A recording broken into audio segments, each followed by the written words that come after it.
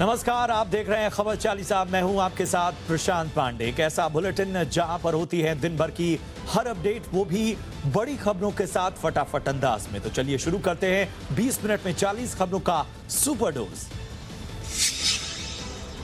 देश में कोरोना मरीजों की संख्या में गिरावट आ रही है। स्वास्थ्य मंत्रालय की ओर से जारी आंकड़ों के मुताबिक 1 अप्रैल से कोरोना संक्रमण केसों की संख्या में 40% की कमी आई है।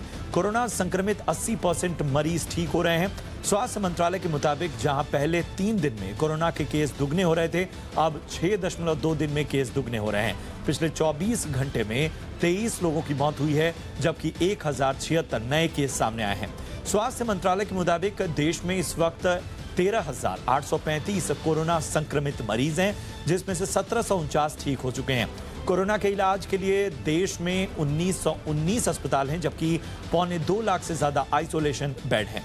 केंद्र सरकार राज्यों को 5 लाख रैपिड टेस्ट किट भेज रही है। इधर कर्नाटक के कलबुर्गी जिले में एक मंदिर के उत्सव के दौरान लॉकडाउन के नियमों की धज्जियां उड़ाई गईं। जिले के रावूर गांव में पुलिस की इजाजत के बगैर सिद्धलिंगेश्वर मंदिर का वार्षिक रथ उत्सव मनाया गया। इस उत्सव में कई लोग शामिल हुए। तस्वीरें सामने आने के बाद कलबुर्गी के एसपी ने कार्रवाई करते हुए उत्सव के आयोजकों के खिलाफ केस दर्ज कर दिया है। एसपी ने कहा कि अगर स्थानीय पुलिस की भी इस मामले में कोई गलती पाई गई तो उनके खिलाफ एक्शन होगा। कलबुर्गी जिले में अब तक 20 पॉजिटिव केस हैं। देश में कोरोना संक्रमण से पहले मौत भी यहीं हुई। जिले में कोरोना से अब तक 3 मौत हो चुकी है और इस गांव से 3 किलोमीटर दूर ही हॉटस्पॉट इलाका है। कोरोना संकट के बीच दिल्ली के उप मुख्यमंत्री मनीष सिसोदिया ने अभिभावकों को राहत दी है। मनीष सिसोदिया ने कहा है कि हमें कई जगह से शिकायतें मिली हैं कि फीस न देने की वजह से स्कूलों ने बच्चों की ऑनलाइन क्लास बंद कर दी है। किसी भी स्कूल को इतना नीचे गिरने की जरूरत नहीं है। मनीष सिसोदिया ने कहा कि हमने आदेश जारी किया है कि किसी भी निजी स्कूल को फीस बढ़ाने की इजाजत नहीं दी जाएगी। कोई भी स्कूल 3 महीने की फीस नहीं डिमांड करेगा, सिर्फ 1 महीने की ट्यूशन फीस ली जाएगी। सभी प्राइवेट स्कूलों की, चाहे वो सरकारी स्कूल पे, सरकारी ज़मीनों पे बने हैं या प्राइवेट ज़मीन पे बने हैं, ये जिम्मेदारी होगी कि वो अपने सभी स्टाफ को, टीचिंग और नॉन टीचिंग, कॉन्ट्रैक्ट का हो या आउटसोर्स किया हुआ हो, सभी स्टाफ को समय पे सैलरी उपलब्ध कराएंगे। अगर किसी तरह का उनके रेवेन्यूज़ में कोई शॉर्टफॉल है तो जो अपनी पेरेंट संस्था है उससे पैसा लेके पूरा करेंगे, लेकिन पैसे की कमी की वजह से किसी स्टाफ की सैलरी नहीं रोकेंगे। सेना प्रमुख जनरल नरवणे ने पाकिस्तान पर गंभीर आरोप लगाते हुए कहा है कि भारत कोरोना के संक्रमण काल में दुनिया की मदद कर रहा है, लेकिन पाकिस्तान भारत में आतंकियों को भेजने में जुटा है। सेना प्रमुख ने साफ साफ कहा कि पाकिस्तान की मदद के बिना आतंकियों की घुसपैठ संभव नहीं है। जनरल नरवणे ने कहा कि भारत जहां दुनिया को दवाइयां भेज रहा है, लेकिन पाकिस्तान आतंक की सप्लाई कर रहा है। As you are aware, earlier this month we had an infiltration attempt which was successfully foiled, and we were able to kill all 5 terrorists who were attempting to infiltrate. Unfortunately, we also lost 1 KCO and 4 very gallant boys. 24 अप्रैल से रमजान का पाक महीना शुरू हो जाएगा। अल्पसंख्यक मामलों के मंत्री मुख्तार अब्बास नकवी ने लोगों से अपील की है कि वो रमजान में लॉकडाउन के नियमों का पूरी तरह पालन करें, मस्जिद की बजाय घरों में रहकर नमाज पढ़ें और दुआ करें कि कोरोना के संकट से जल्द निजात मिले। उन्होंने कल 30 से ज्यादा वक्फ बोर्ड के चेयरमैन के वीडियो कॉन्फ्रेंसिंग के जरिए बात की, जिसके तहत 7 लाख मस्जिदों और दरगाहें आती हैं। सभी ने एक सुर में कहा कि वो लॉकडाउन का पालन करेंगे। उत्तर प्रदेश सरकार जमातियों पर और सख्त हो गई है। उत्तर प्रदेश में जमात से जुड़े लोगों को खुद जांच के लिए सामने आने की चेतावनी दी गई है। यूपी के डीजीपी ने कहा है कि छिपने वालों पर कड़ी कार्रवाई की जाएगी, वरना मरकज से जुड़े सभी लोग अपना कोरोना टेस्ट खुद आकर कराएं। मुंबई के अक्सा बीच पर अक्सा होटल में बंद 29 जमातियों को क्वारंटीन खत्म होने के बाद छोड़ दिया गया। उन्हें उनके घर भेज दिया गया। उन्हें यहां पर 14 दिन के क्वारंटाइन में रखा गया था। सभी का 2 बार कोरोना टेस्ट नेगेटिव आने के बाद बीएमसी ने इन्हें घर भेजा है। तबलीगी जमात के लोगों ने प्रशासन की तारीफ की, लेकिन मरकज को बदनाम करने का आरोप भी लगाया। फसलों को मंडी या एक राज्य से दूसरे राज्य में भेजने के लिए सरकार ने किसान रथ नाम का मोबाइल ऐप शुरू किया है। ओला उबर की तर्ज पर किसान अपनी फसल के लिए ट्रक और ट्रैक्टर यहां बुक कर सकेंगे। किसानों के लिए 5.5 लाख से ज्यादा ट्रक और 20,000 ट्रैक्टर उपलब्ध रहेंगे। कोरोना संकट के बीच रिजर्व बैंक ने सिस्टम में लिक्विडिटी बनाए रखने के लिए नए ऐलान किए हैं। आरबीआई ने दूसरे targeted long term repo operation यानी TLTRO का ऐलान किया है। इसके तहत बैंकों को 50,000 करोड़ रुपए जारी किए जाएंगे। इस नए LTRO से NBFCs और माइक्रो फाइनेंस कंपनियों को ज्यादा फायदा होगा, क्योंकि बैंकों को इस रकम का 50% हिस्सा इनमें निवेश करना होगा। आरबीआई ने ऐसा इसलिए किया क्योंकि इसके पहले TLTRO का फायदा बैंक्स और कॉरपोरेट्स को ही हो रहा था। छोटी NBFCs को तब भी पैसा जुटाने में दिक्कतें आ रही थीं। National housing bank, NHB, SIDBI, NABARD के लिए भी रिजर्व बैंक 50,000 करोड़ की मदद करेगा। इससे छोटी इंडस्ट्रीज, रियल एस्टेट, कृषि क्षेत्र को लोन मिलने में आसानी होगी।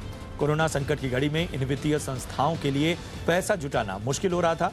इस ऐलान के बाद इन तीनों के लिए कैपिटल की दिक्कतें दूर हो जाएंगी। 50,000 करोड़ में से नाबार्ड को 25,000 करोड़ रुपए, सिडबी को 15,000 करोड़ और बाकी 10,000 करोड़ NHB को मिलेंगे।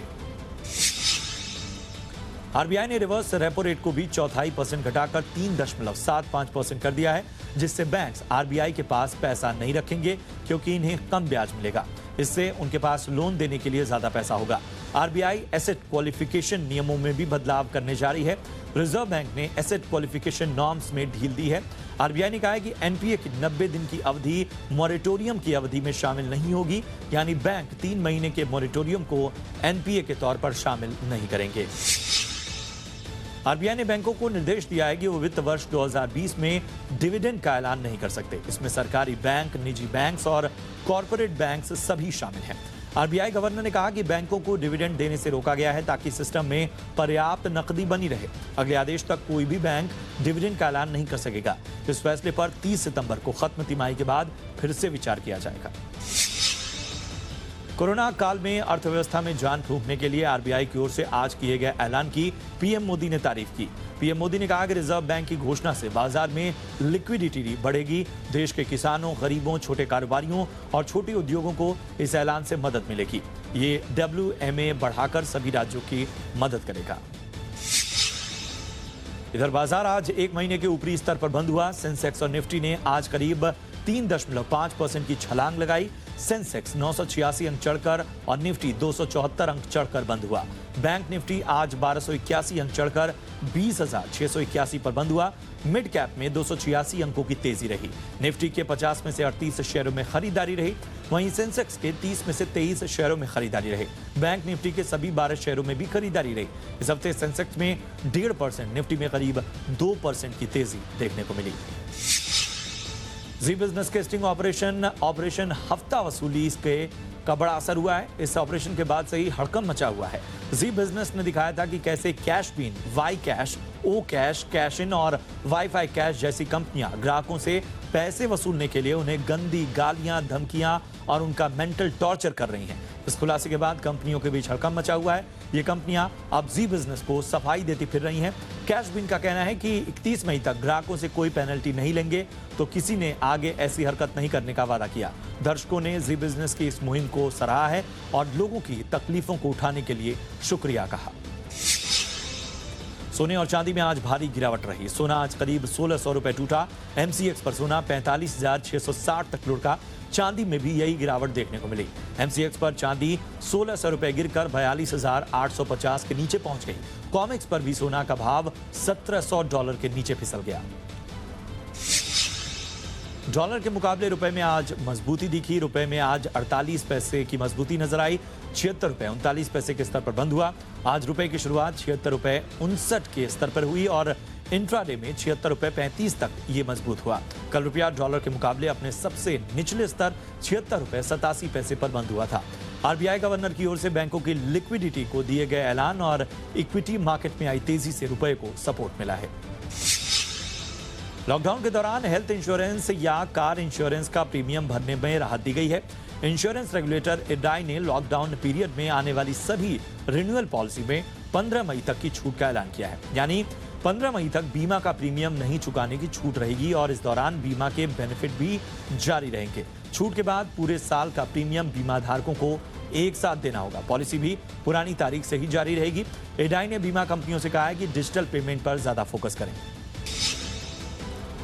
बिहार के दरभंगा में भी स्क्रीनिंग के लिए गई मेडिकल टीम पर लोगों ने हमला कर दिया। लोगों ने डोर टू डोर जांच के लिए गई आशा कार्यकर्ताओं से मारपीट की। दरभंगा में आशा कार्यकर्ताओं को तब निशाना बनाया गया जब दूसरे राज्यों से बिहार आए प्रवासियों की जानकारी जुटाने वो दरभंगा के चंदनपट्टी और भालपट्टी मोहल्ले में सर्वे करने पहुंची थी। हमले की जानकारी मिलने के बाद एसपी ने तत्काल वहां पुलिस की टीम भेजी। डीएसपी सदर अनुज कुमार के नेतृत्व में पुलिस बल लोगों को समझाने बुझाने में लग गया। कोरोना वॉरियर्स पर हमले की घटनाएं रुकने का नाम नहीं ले रही। राजस्थान के टोंक में कोरोना प्रभावित क्षेत्रों में गश्त करने गई पुलिस टीम पर हमला किया गया। यहां लोगों ने पुलिस को घेर कर हमला किया, जिससे 3 पुलिसकर्मी जख्मी हो गए। उन्हें टोंक के जिला अस्पताल में भर्ती कराया गया है। टोंक में लगातार कोरोना संक्रमण के मामले बढ़ने से कर्फ्यू लगाया गया है। पुलिस लोगों से घरों के अंदर रहने की अपील कर रही है। इससे पहले उत्तर प्रदेश के मुरादाबाद में मेडिकल टीम पर हमला किया गया था। राजस्थान के कोटा में फंसे बच्चों को निकालने की प्रक्रिया शुरू हो गई है। उत्तर प्रदेश के मुख्यमंत्री योगी आदित्यनाथ ने कोटा से उत्तर प्रदेश के बच्चों को ले जाने के लिए बसें भेजी हैं। उत्तर प्रदेश के बच्चों को लेकर आज 300 बसें रवाना हुई। 25 मार्च से शुरू हुए लॉकडाउन की वजह से कोटा में यूपी, बिहार समेत कई प्रदेशों के हजारों बच्चे फंसे हैं। इन बच्चों ने ट्विटर पर सेंड अस बैक होम अभियान की शुरुआत की थी। छात्रों की समस्या को देखते हुए लोकसभा अध्यक्ष ओम बिरला पिछले 2 दिनों से केंद्र की एजेंसियों से बात करने की कोशिश कर रहे थे, मगर उन्हें भी निराशा हाथ लग रही थी। अब केंद्रीय एजेंसियों के कहने पर कोटा से बच्चों को निकालने की प्रक्रिया शुरू हो गई है। उत्तर प्रदेश में कोरोना के रोज नए मामले मिल रहे हैं। लखनऊ में आज 8 नए केसेस मिले। वाराणसी में 5, कानपुर, इटावा और औरैया में 1-1 संक्रमित मिला। पूरे उत्तर प्रदेश में संक्रमित लोगों की संख्या बढ़कर 830 पहुंच गई है। यहां कोरोना से अब तक 14 लोगों की मौत हो चुकी है। पीलीभीत के बाद महाराजगंज दूसरा जिला होगा जहां से कोरोना वायरस संक्रमण खत्म हो रहा है। ग्रेटर नोएडा की अल्फा 1 को हॉटस्पॉट की लिस्ट से हटा दिया गया है। यूपी में लॉकडाउन तोड़ने की वजह से 20,453 लोगों के खिलाफ एफआईआर दर्ज हुई है। गुजरात में 12 घंटे के दौरान कोरोना वायरस संक्रमण के 92 नए मामले सामने आने के बाद राज्य में इस वायरस से संक्रमित लोगों की संख्या 1000 से ज्यादा हो गई है। अहमदाबाद में 45, सूरत में 14, वडोदरा में 9, भरूच में 8 और नर्मदा में 5 मामले सामने आए हैं। यहाँ कोरोना से 2 और लोगों की मौत हो जाने के बाद राज्य में मरने वालों का आंकड़ा बढ़कर 38 हो गया है, जबकि 74 लोगों को इलाज के बाद अस्पताल से छुट्टी दे दी गई है। लॉकडाउन की वजह से हवाई यात्रा नहीं करने वाले यात्रियों को बड़ी राहत मिली है। सरकार ने एयरलाइंस को आदेश दिया है कि वो यात्रियों के टिकट का पूरा पैसा 3 हफ्ते में वापस करें। सबसे पहले कई एयरलाइंस ने रिफंड देने से इनकार कर दिया था। एयरलाइंस को 3 मई तक टिकट बुकिंग का पूरा पैसा रिफंड करना होगा, बिना कोई कैंसिलेशन चार्ज काटे हुए। स्टार रेसलर बबीता फोगाट ने बीते दिनों तबलीगी जमात को लेकर एक ट्वीट किया था, जिस पर काफी विवाद हुआ। अब सोशल मीडिया पर उनके ट्विटर अकाउंट को सस्पेंड करने की मांग उठी है, जिसके बाद बबीता ने एक वीडियो जारी कर जवाब दिया। पाकिस्तान क्रिकेट बोर्ड के पूर्व अध्यक्ष तौकीर जिया ने खुलासा किया है कि अगर आईसीसी के पूर्व प्रमुख जगमोहन डालमिया न होते तो तेज गेंदबाज शोएब अख्तर का करियर साल 2000 में ही खत्म हो गया होता। साल 1999 में आईसीसी अख्तर के गेंदबाजी एक्शन की जांच कर रही थी। उस समय जगमोहन डालमिया आईसीसी के अध्यक्ष थे। डालमिया 1997 से 2000 तक इस पद पर रहे। 1999 से 2003 तक पीसीबी के अध्यक्ष रहे। तौकीर जिया ने कहा कि आईसीसी के तत्कालीन अध्यक्ष डालमिया ने शोएब अख्तर की गेंदबाजी एक्शन मामले में हमारा बहुत समर्थन किया था। यूएस ओपन के आयोजकों ने कहा है कि वो इस ग्रैंड स्लैम को तय कार्यक्रम के अनुसार ही आयोजित कराने की योजना बना रहे हैं और दर्शकों के बिना इसके आयोजन की संभावना काफी कम है। अमेरिकी टेनिस संघ के मुख्य कार्यकारी अधिकारी माइक डाउस ने कहा कि अभी कुछ भी फैसला नहीं हुआ है और इस टूर्नामेंट के आयोजन पर अंतिम फैसला जून में लिया जाएगा। महानायक अमिताभ बच्चन ने एक बार फिर से दिहाड़ी मजदूरों के लिए मदद का हाथ आगे बढ़ाया है। अमिताभ बच्चन ने तेलुगु राज्यों में दिहाड़ी मजदूरों की मदद के लिए 12,000 के कूपन जुटाए हैं। इसके बारे में जानकारी देते हुए साउथ सुपरस्टार चिरंजीवी ने ट्विटर पर लिखा कि अमित जी ने 12,000 कोरोना रिलीफ कूपन का इंतजाम किया है। बॉलीवुड के दिग्गज एक्टर धर्मेंद्र भी कोरोना वायरस के बढ़ने से परेशान हैं। उन्होंने सोशल मीडिया पर वीडियो शेयर करके लोगों से निर्देशों का पालन करने की अपील की ताकि इससे बचा जा सके। धर्मेंद्र ने वीडियो में कहा है कि कोरोना वायरस से पूरी दुनिया परेशान है। मैं तो लॉकडाउन से एक दिन पहले ही फार्म हाउस में आ गया था। इस महामारी की खबरें सुनकर बहुत दुख होता है। सुजैन खान की बहन फराह खान अली का स्टाफ मेंबर कोरोना पॉजिटिव पाया गया था, जिसके बाद पूरे परिवार का कोरोना टेस्ट किया गया और वो लोग क्वारंटीन में हैं। फराह खान के घर वालों की टेस्ट रिपोर्ट आ गई है और फराह ने सोशल मीडिया पर जानकारी दी कि उनके परिवार में कोई भी कोरोना पॉजिटिव नहीं है। फराह ने बताया कि वो 29 अप्रैल तक क्वारंटीन में रहेंगी। और इसी के साथ इस बुलेटिन में इतना ही। दीजिए इजाजत, लेकिन आप देखते रहिए जी बिजनेस। नमस्कार।